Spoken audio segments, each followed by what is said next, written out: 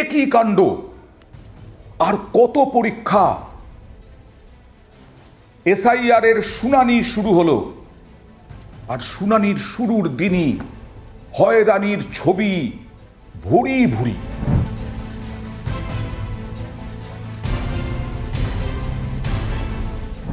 একই কাণ্ড, 88 বছরের বৃদ্ধ কাটোয়ায়, তাকেও আসতে হলো শুনানির জন্য হুইল চেয়ারে বসে।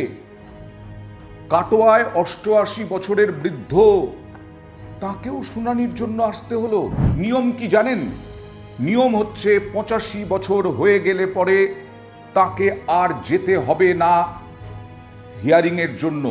তার বাড়িতে আসার কথা নির্বাচন কমিশনের প্রতিনিধির। 85 তো বিরাট বয়স, তাতেও এই নিয়ম, তবুও মানা গেল। কিন্তু একজন 88 বছরের বৃদ্ধ, তাকে আসতে হলো। 81 বছরের বৃদ্ধ আরো একজন, তাকেও আসতে হলো এবং হিয়ারিংয়ে অ্যাটেন্ড করতে হলো।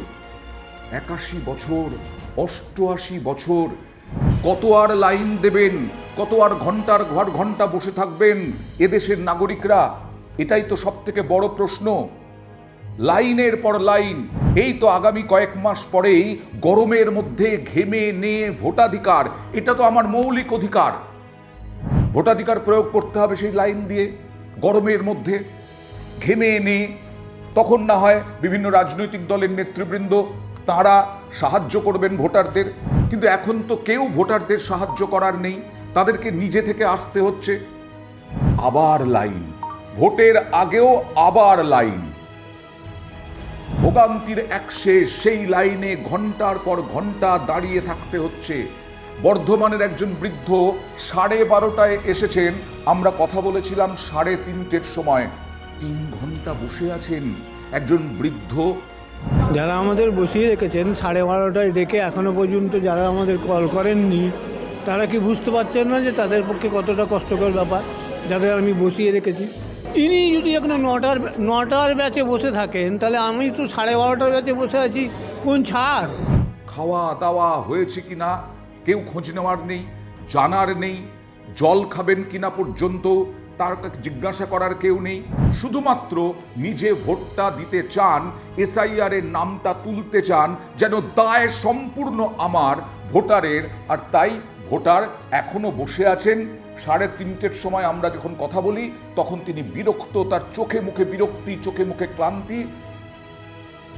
তিনি বসে আছেন, 3 ঘন্টা ধরে বসে আছেন।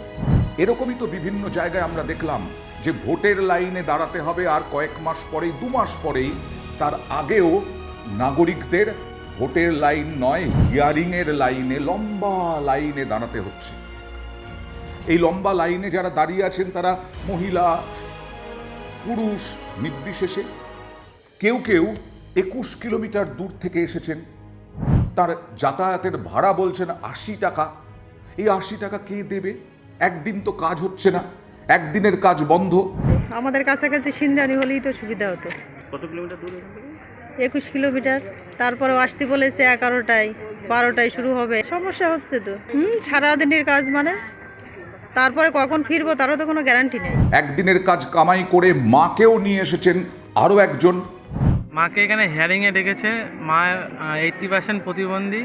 এবার এই কাজটা যদি আমাদের সিন্নানি হতো আমরা খুবই উপকৃত হতাম। এমনি প্রতিবন্ধী মানুষ নিয়ে আসা অনেকটা অসুবিধাজনক। শ্বাসকষ্টে ভুগছে, খুবই কষ্ট হচ্ছে, ভোগান্তির শিকারই হতে হলো অনেকটা।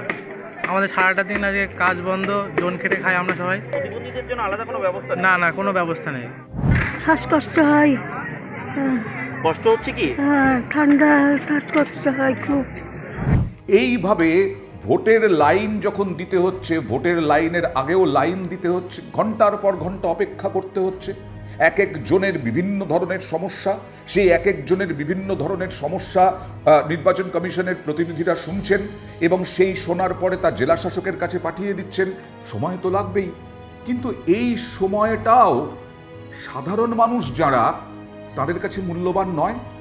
এই সময়টাও তাদের দিতে হচ্ছে এবং আগামী কয়েক দিন অর্থাৎ 13ই ফেব্রুয়ারি পর্যন্ত আমাদের দেখতে হবে। আমাদের দেখতে হবে এই লাইন, আমাদের দেখতে হবে এই ভোগান্তি, আমাদের পড়তে হবে ভোগান্তির মধ্যে। রাষ্ট্র যা খুশি তাই করতে পারে, রাষ্ট্র লাইনে দাঁড়াতে বলতে পারে, রাষ্ট্র লাইনে দাঁড় করিয়ে রাখতে পারে, রাষ্ট্র না খাইয়ে রাখতে পারে, রাষ্ট্রের সব অধিকার আছে, আসলে নাগরিকেরই কোনো অধিকার নেই। ক্ষমতায় থাকলে পরে ক্ষমতায় যে যাবে, শাসক দল যেই হোক না কেন, তারা সাধারণ নাগরিককে একেবারে পুতুলের মতো ব্যবহার করবে, সুতো দিয়ে তাকে বেঁধে বিভিন্ন জায়গায় নাচাবে, স্থাপন করবে। এটাই তো রাষ্ট্রের ভূমিকা। এখানেও তাই আমরা দেখছি। এসআইআর এর জন্য অবশ্যই এসআইআর প্রয়োজন।